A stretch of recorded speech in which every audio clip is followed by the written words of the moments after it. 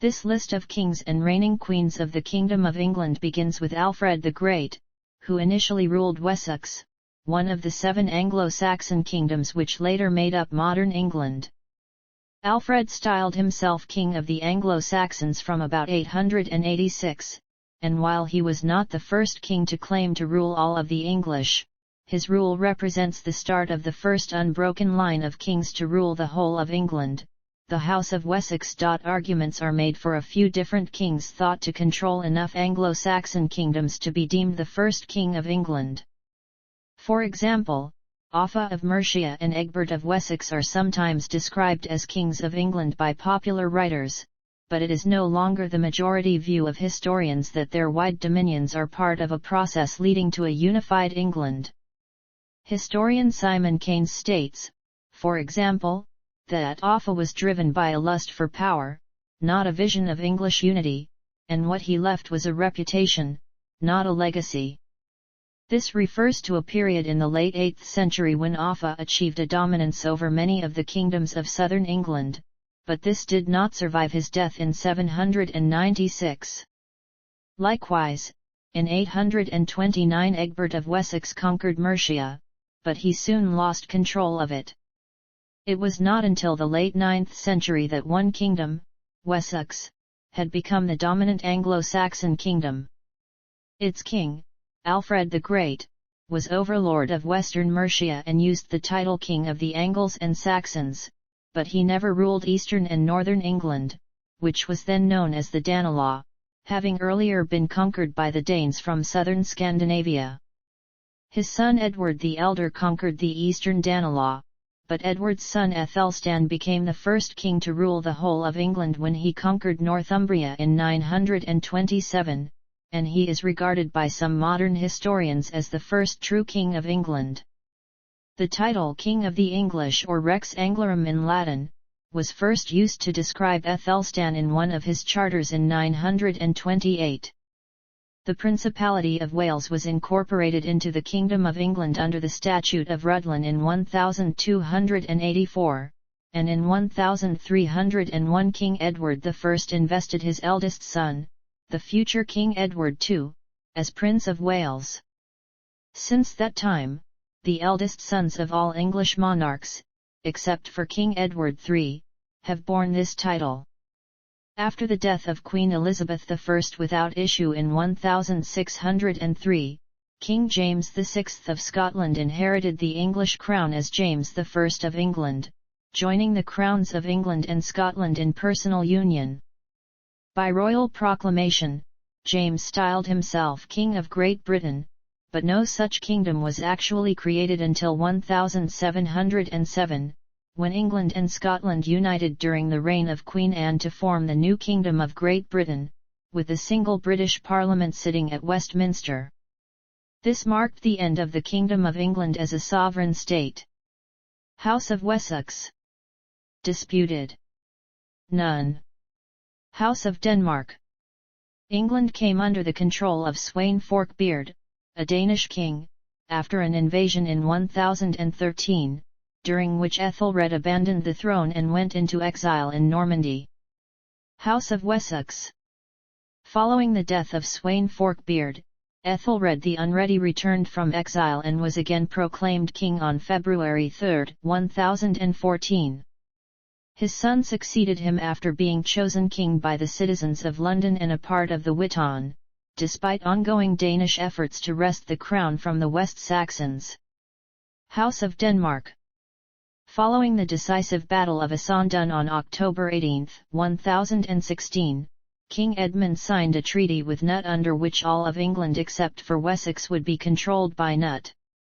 Upon Edmund's death just over a month later on November 30, Knut ruled the whole kingdom as its sole king for 19 years. House of Wessex. After Harthach Knut, there was a Saxon restoration between 1042 and 1066. House of Godwin. Disputed claimant. None. House of Normandy. In 1066, several rival claimants to the English throne emerged. Among them were Harold Godwinson, Harold Hardrada, and Duke William II of Normandy. Harold and William both invaded separately in 1066. Godwinson successfully repelled the invasion by Hardrada, but ultimately lost the throne of England in the Norman conquest of England. After the Battle of Hastings on October 14, 1066, William the Conqueror made permanent the recent removal of the capital from Winchester to London. Following the death of Harold Godwinson at Hastings, the Anglo-Saxon Witenagemot elected as King Edgar Atheling, the son of Edward the Exile and grandson of Edmund Ironside. The young monarch was unable to resist the invaders and was never crowned. William was crowned King William I of England on Christmas Day 1066, in Westminster Abbey, and is today known as William the Conqueror, William the Bastard or William I. House of Blois. Henry I left no legitimate male heirs, his son William Adelin having died in the White Ship disaster of 1120. This ended the direct Norman line of kings in England. Henry named his eldest daughter, Matilda, as his heir. Before naming Matilda as heir, he had been in negotiations to name his nephew Stephen of Blois as his heir. When Henry died, Stephen travelled to England, and in a coup d'état had himself crowned instead of Matilda. The period which followed is known as the Anarchy, as parties supporting each side fought in open warfare both in Britain and on the continent for the better part of 2 decades. Disputed claimants. None. House of Anjou/Plantagenet. King Stephen came to an agreement with Matilda in November 1153 with the signing of the Treaty of Wallingford, in which Stephen recognized Henry, son of Matilda and her second husband Geoffrey Plantagenet, Count of Anjou, as the designated heir. The royal house descended from Matilda and Geoffrey is widely known by 2 names, the House of Anjou or the House of Plantagenet, after his sobriquet. Some historians prefer to group the subsequent kings into 2 groups, before and after the loss of the bulk of their French possessions, although they are not different royal houses. The Angevins ruled over the Angevin Empire during the 12th and 13th centuries, an area stretching from the Pyrenees to Ireland. They did not regard England as their primary home until most of their continental domains were lost by King John. The direct, eldest male line from Henry II includes monarchs commonly grouped together as the House of Plantagenet, which was the name given to the dynasty after the loss of most of their continental possessions, while cadet branches of this line became known as the House of Lancaster and the House of York during the War of the Roses. The Angevins formulated England's royal coat of arms, which usually showed other kingdoms held or claimed by them or their successors, although without representation of Ireland for quite some time.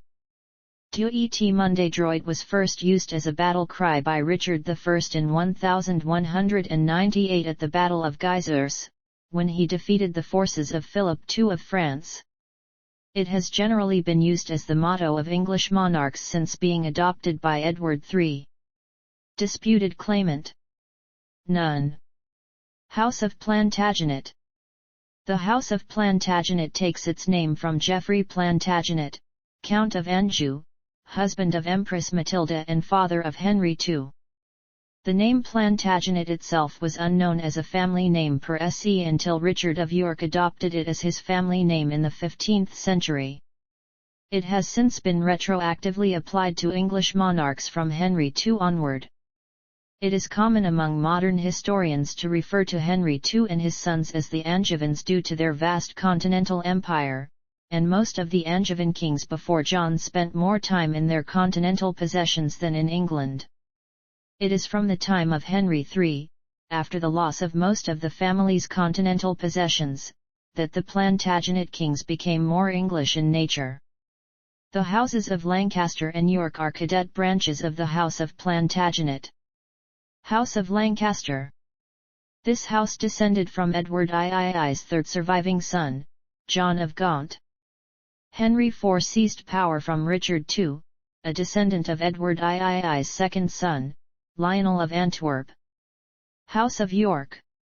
The House of York claimed the right to the throne through Edward III's second surviving son, Lionel of Antwerp, but it inherited its name from Edward's fourth surviving son, Edmund of Langley, 1st Duke of York. The Wars of the Roses saw the throne pass back and forth between the rival houses of Lancaster and York. House of Lancaster.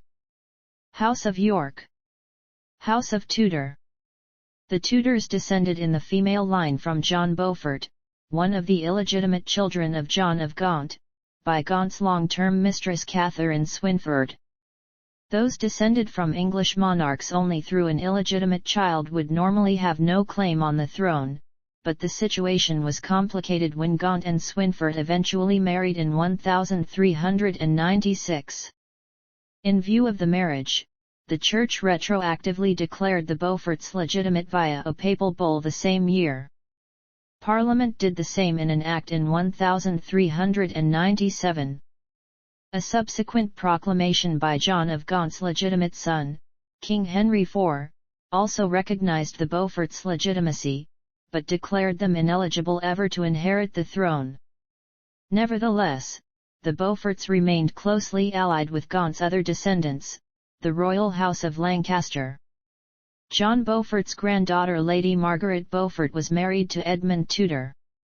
Tudor was the son of Welsh courtier Owen Tudor and Catherine of Valois, the widow of the Lancastrian King Henry V. Edmund Tudor and his siblings were either illegitimate, or the product of a secret marriage, and owed their fortunes to the goodwill of their legitimate half-brother King Henry VI. When the House of Lancaster fell from power, the Tudors followed. By the late 15th century, the Tudors were the last hope for the Lancaster supporters. Edmund Tudor's son became king as Henry VII after defeating Richard III at the Battle of Bosworth Field in 1485, winning the Wars of the Roses. King Henry married Elizabeth of York, daughter of Edward IV, thereby uniting the Lancastrian and York lineages. With Henry VIII's break from the Roman Catholic Church, the monarch became the supreme head of the Church of England and of the Church of Ireland. Elizabeth I's title became the supreme governor of the Church of England.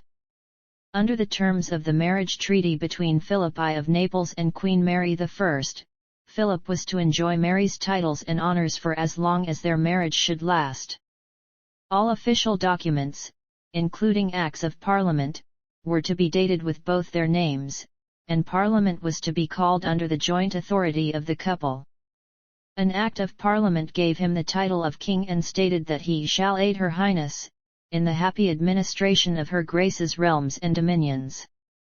Nonetheless, Philip was to see reign with his wife. As the new King of England could not read English, it was ordered that a note of all matters of state should be made in Latin or Spanish.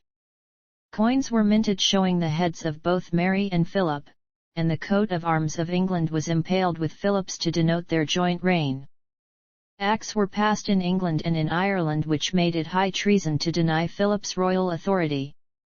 In 1555, Pope Paul IV issued a papal bull recognizing Philip and Mary as rightful King and Queen of Ireland. Upon Mary's death, Philip's reign jure uxoris ended and Mary's sister Elizabeth I became monarch. Disputed claimant. None. House of Stuart. Following the death of Elizabeth I in 1603 without issue, her first cousin twice removed, King James VI of Scotland, succeeded to the English throne as James I in the Union of the Crowns. James was descended from the Tudors through his great-grandmother, Margaret Tudor, the eldest daughter of Henry VII and wife of James IV of Scotland. In 1604, he adopted the title King of Great Britain. However, the two parliaments remained separate until the Acts of Union 1707. First interregnum. No monarch reigned after the 1649 execution of Charles I. Between 1649 and 1653, there was no single English head of state, as England was ruled directly by the Rump Parliament with the English Council of State acting as executive power during a period known as the Commonwealth of England. After a coup d'état in 1653, Oliver Cromwell forcibly took control of England from Parliament.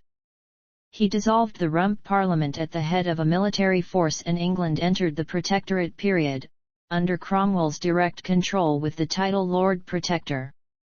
It was within the power of the Lord Protector to choose his heir, and Oliver Cromwell chose his eldest son, Richard Cromwell, to succeed him. Richard Cromwell lacked both the ability to rule and the confidence of the army, and was forcibly removed by the English Committee of Safety under the leadership of Charles Fleetwood in May 1659. England again lacked any single head of state during several months of conflict between Fleetwood's party and that of George Monk. Monk took control of the country in December 1659, and after almost a year of anarchy, the monarchy was formally restored when Charles II returned from France to accept the throne following the Declaration of Breda and an invitation from the Convention Parliament of 1660. House of Stuart. After the monarchy was restored, England came under the rule of Charles II, whose reign was relatively peaceful domestically, given the tumultuous time of the interregnum years. Tensions still existed between Catholics and Protestants. With the accession of Charles's brother, the openly Catholic James II, England was again sent into a period of political turmoil. Second Interregnum 1688–1689.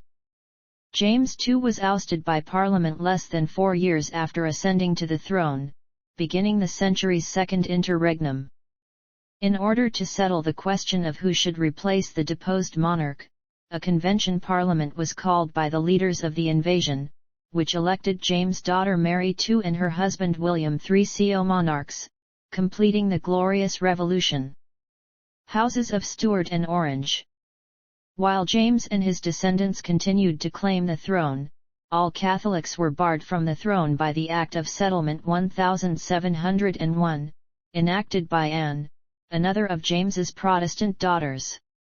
After the Acts of Union 1707, England as a sovereign state ceased to exist, replaced by the new Kingdom of Great Britain. After the Acts of Union 1707, see List of British monarchs. Acts of Union. The Acts of Union 1707 were a pair of parliamentary acts passed during 1706 and 1707 by the Parliament of England and the Parliament of Scotland to put into effect the Treaty of Union agreed on July 22, 1706.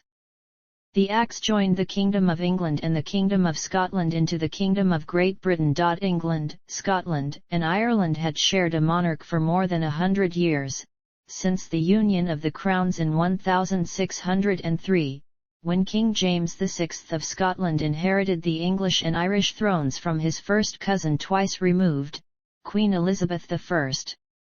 Although described as a union of crowns, until 1707 there were in fact two separate crowns resting on the same head.